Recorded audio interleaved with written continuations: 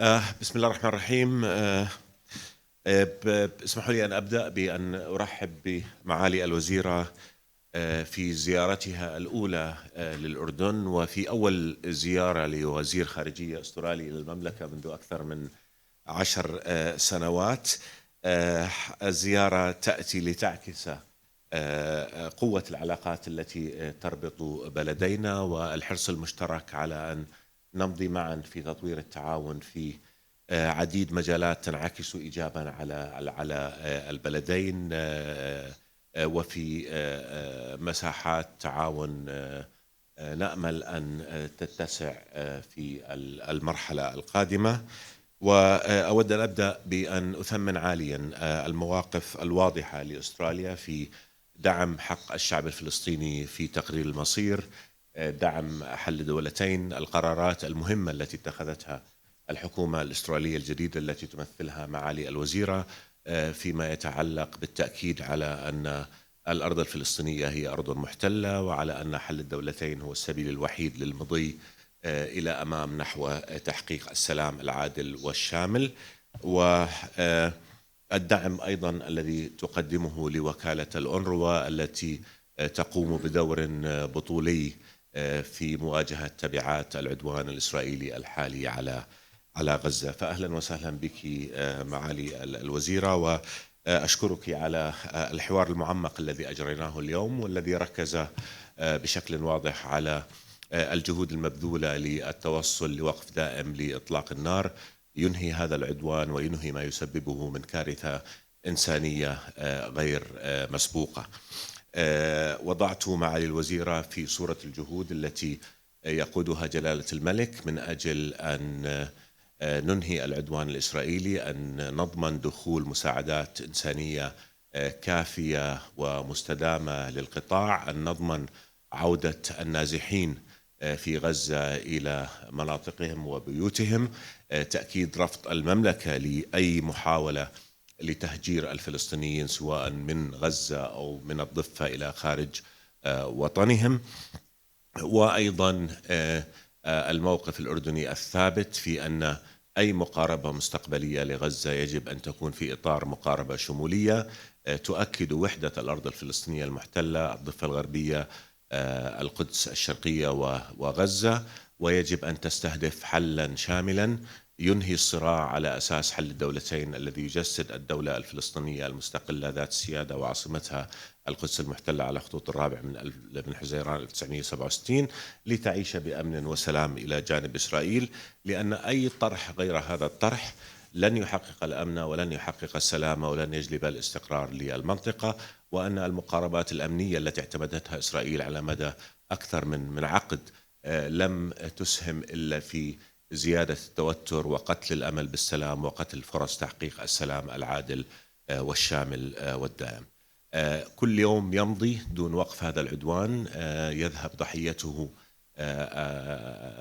النساء والأطفال والرجال من الشعب الفلسطيني. غزة دمرت، حجم الدمار الذي شهدته غزة غير مسبوق في أي حرب على مدى عقود، كما تؤكد التقارير الأممية وكما تؤكد منظمات الأمم المتحدة التي أعلنت بالأمس أن غزة تواجه مجاعة الآن بسبب عدم سماح إسرائيل بدخول مساعدات إنسانية كافية إلى غزة. نواجه كلنا في المجتمع الدولي تحدي أمني أخلاقي قانوني إنساني،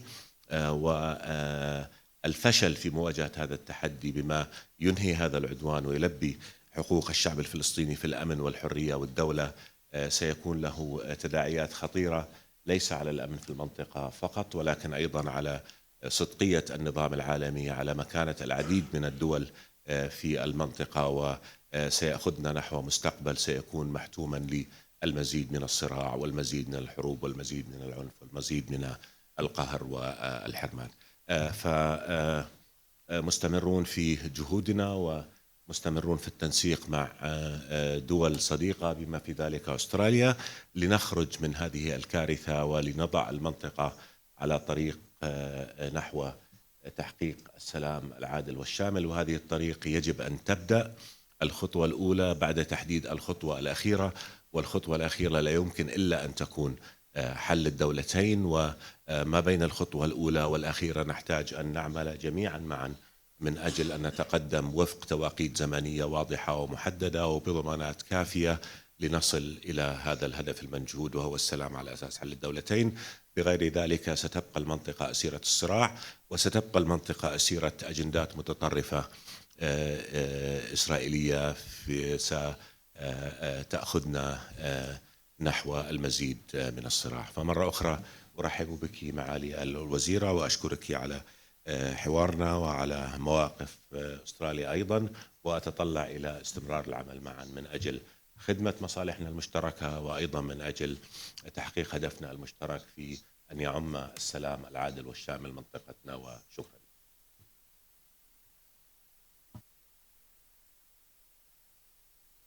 Thank you very much, Your Excellency. I'm very, very pleased to be here with you and to visit the Hashemite Kingdom of Jordan. I first met the Deputy Prime Minister and Foreign Minister not long after I first became Australia's Foreign Minister, the sidelines of the UN General Assembly, and you invited me, Your Excellency, then to come to Ayman. I'm pleased I can be here, as you said, the first Australian Foreign Minister in almost 10 years. But I do, obviously, we both wish it were under better circumstances.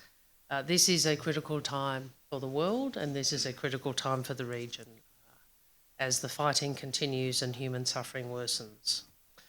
My visit is also an expression of the importance of the bilateral relationship and an expression of the importance of the role in which Jordan plays in our region.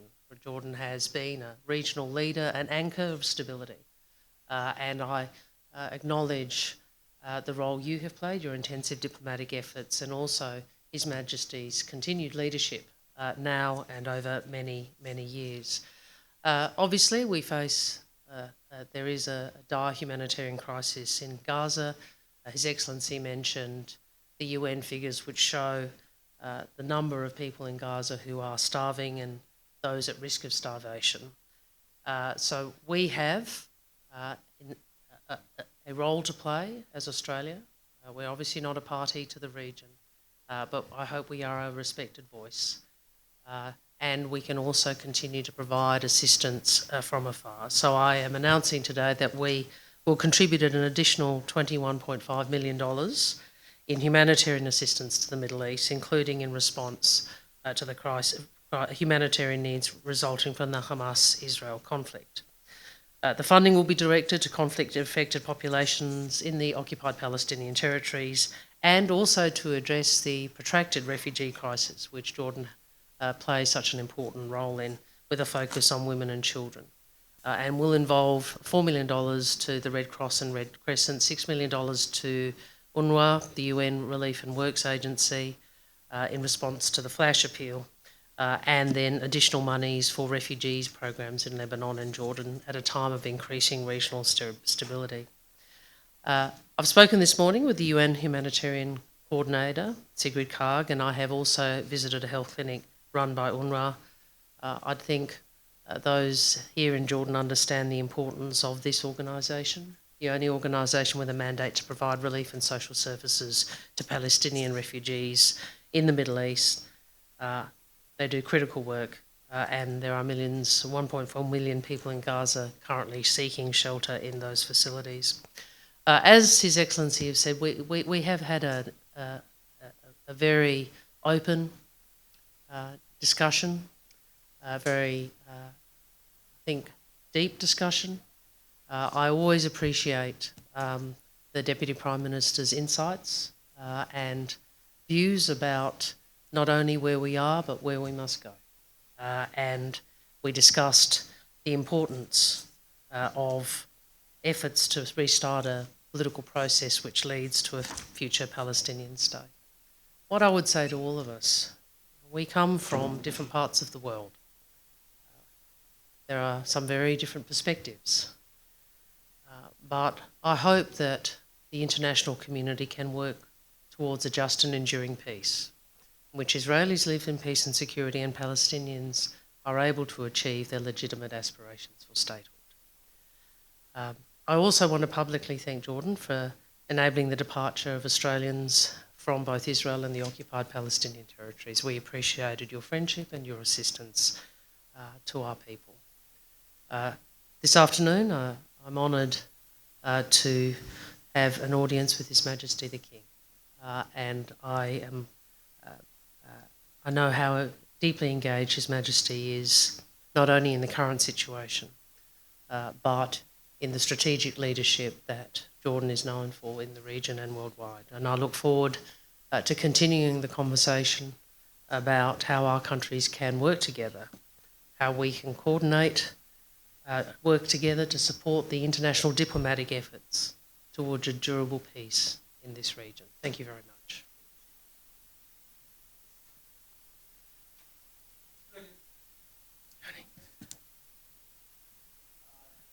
Have a mic there.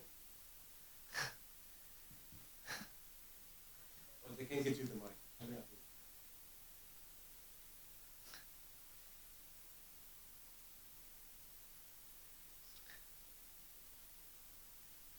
Enjoy having the microphone, yeah. My one opportunity. Yoni Bashan, the Australian newspaper. Thank you to you both. It's a question for both foreign ministers. Jordan is very supportive of South Africa's genocide case against Israel at the International Court of Justice. Was this a topic of discussion during the meeting today? And if so, Mr. Safadi, were you hoping Australia would show support for South Africa's case? And for Senator Wong, more plainly, is Australia supportive of this legal action? The second part of the question was for Senator Wong, whether Australia supports the case or not. Look, I would say first, and I appreciate the public comments that the Foreign Minister has made. From Australia's perspective, I want to first say we respect the independence of the ICJ. We respect the critical role it plays in upholding international law and the rules-based order, and that has been a consistent position of this government and Australian governments over many decades. Throughout this crisis, our position has been clear and consistent. We have unequivocally condemned Hamas's terror attacks on Israel, the largest number of Jewish people killed in a single day since the Holocaust. Our support for the ICJ and respect for its independence does not mean we accept the premise of South Africa's case. We will continue to work for a just and enduring peace between Israelis and Palestinians. I would note Australia is not currently a party to the case, and that at this stage the ICJ has not invited interventions from other parties. Thank you. We do support the case that South Africa presented to the ICJ. And once the court invites member states for submissions, we will do submit. What I want to say as well is that courts, the legal system, whether the national legal system or the international legal system, were created so that individuals or countries can go and present case and seeking impartial and seeking justice.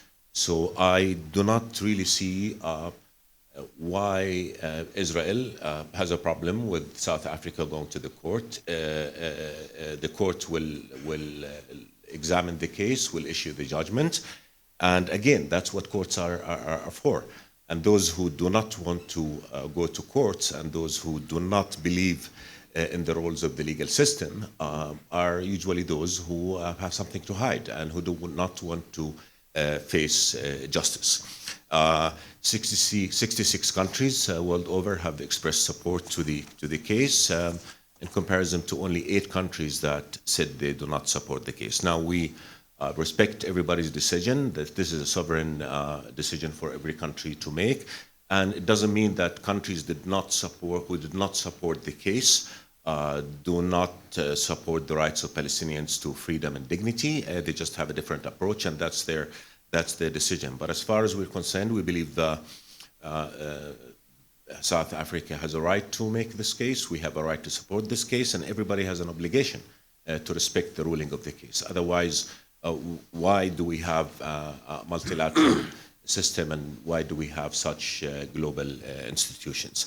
That said, I think regardless of how the case goes, we're facing a reality in which Israel has killed over 30,000 people, Palestinians. 70% of those killed are women and children. Israel has destroyed a complete community. Health facilities, infrastructure has been destroyed by over 70%, schools by over 50%, houses by over 60%. This war has killed more journalists than any other conflict, has killed more medics than any other conflict, has killed more UN workers than any other conflict in decades. So we're facing a reality in which we believe Israel has committed war crimes in Gaza, and we believe that this aggression has to stop and has to stop now. Israel is taking 2.3 million Palestinian hostage in Gaza, in addition to the illegal unilateral measures that it is inflicting on Palestinians on the West Bank as well. So we're dealing with a catastrophe. We're dealing with a situation that has to end. We're dealing with a situation where the international community, probably for the first time, after 100 days, 102 days of war, has not even come out clearly and demanded a ceasefire. So this is the reality, and this war is not just killing Palestinians. It's not just destroying their livelihoods. It is destroying faith in peace. The amount of dehumanization that we see is something beyond what any human being should be able to accept. When an Israeli minister says that Palestinians have no rights, when an Israeli sitting minister says that Palestinians are human animals, when the deputy speaker of Knesset says Gaza needs to be burned down, how is this conducive to a future of peace that we all want? And again, our position in Jordan has always been that we want just lasting peace, which will ensure the rights of both Israelis and Palestinians, a peace that will fulfill Palestinian people's right to statehood and freedom and dignity, and will address Israeli legitimate concerns and allows for Israel and Palestine to live in peace and dignity and freedom in the whole region. So we need to look at the broader context, and October 7 did not happen in a vacuum. There was a context, and we should accept that context. And we did condemn in Jordan and all the Arab world, we did condemn the killing of Israeli civilians on October 7. But Israel, not only did it not condemn the killing of Palestinians, it is actually killing Palestinians, civilians.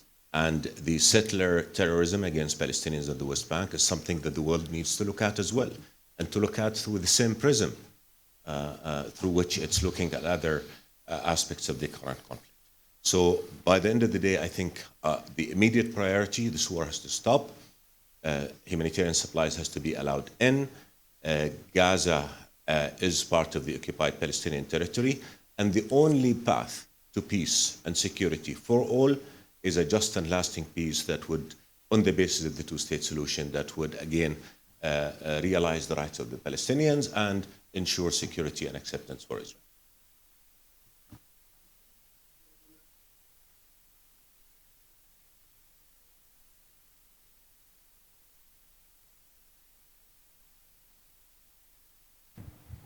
مساء الخير جميعا. حمزة نهار من قناة المملكة.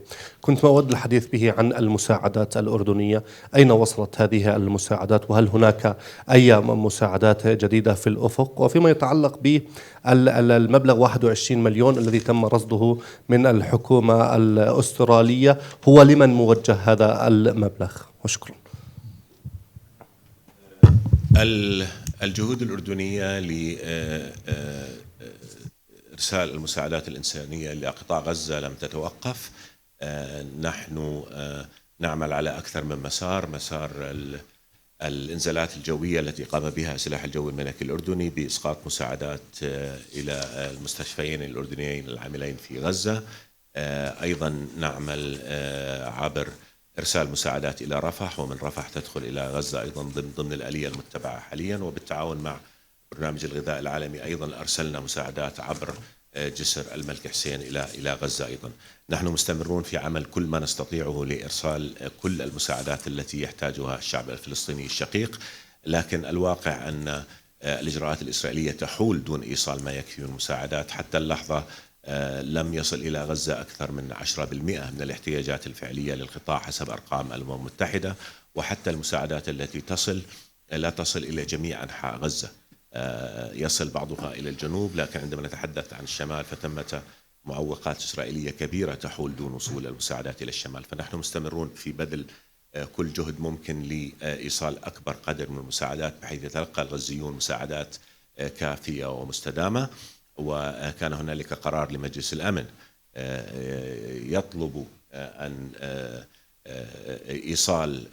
إزالة كل المعوقات أمام إيصال المساعدات الكافية إلى غزة، وللأسف هذا لم يتحقق حتى الآن. وعدم إيصال المساعدات هو سببه الموقف الإسرائيلي الذي يرفض إدخال المساعدات بشكل كافي ويرفض اعتماد آليات أكثر فاعلية لإيصال هذه المساعدات. فبالتالي الأردن يقوم بكل ما يستطيع، ونحن جاهزون لأن نرسل مساعدات أكثر في اللحظة التي يتاح إرسالها عبر كل الوسائل المتاحة. لكن الواقع الحالي الآن أن إسرائيل ما تزال تحول دون إيصال ما يكفي من المساعدات إلى غزة. Excellency. Thank you for the question. So the funding I've announced today will bring in total Australia's assistance to the region, I think, to 46 million since that we've announced since the crisis began. The additional funding today is 4 million to the Red Cross and Red Crescent, and 6 million to United Nations Relief and Works Agency. These two components, a total of 10, is in response to the occupied Palestinian territories, the flash appeal that UNRWA has initiated. And in doing so, we join other parties, including the United States, Canada, and the United Kingdom. In addition, we recognise, and Foreign Minister Safadi and I spoke about the long-term refugee crisis, protracted refugee challenges that the region faces, but particularly Jordan, which does such a lot of heavy lifting, but also in Lebanon. And so we are, I've announced about 11.5 million to refugee programs in both Lebanon and Jordan in light of the regional instability.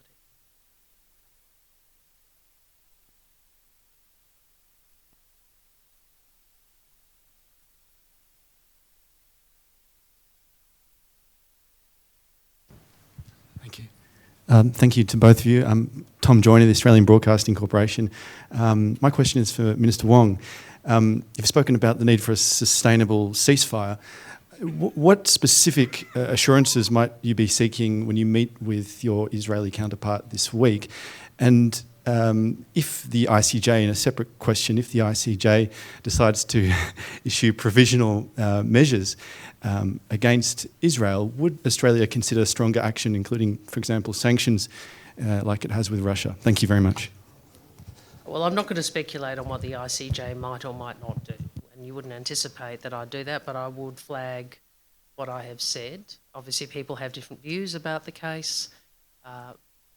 We do, however, respect the ICJ and its independence, and Australia's a long-standing position of support for and respect for international law. Okay. Your first question, remind me again. I'm a little jet lagged. Oh, specific, yes, that's right. Look, I don't think Australia can come to the region demanding specific assurances. What we can do is come to the region and express, add our voice to that of the cause of peace. One of the things the Deputy Prime Minister and I have spoken about is the importance of remembering each other's common humanity. And that is a hard thing to say to this region at this time, with all of the tragedy and violence and war that we have seen. But peace will only come if there is amongst leaders a sufficient courage to recognise the common humanity of all, regardless of our differences, regardless of anyone's differences.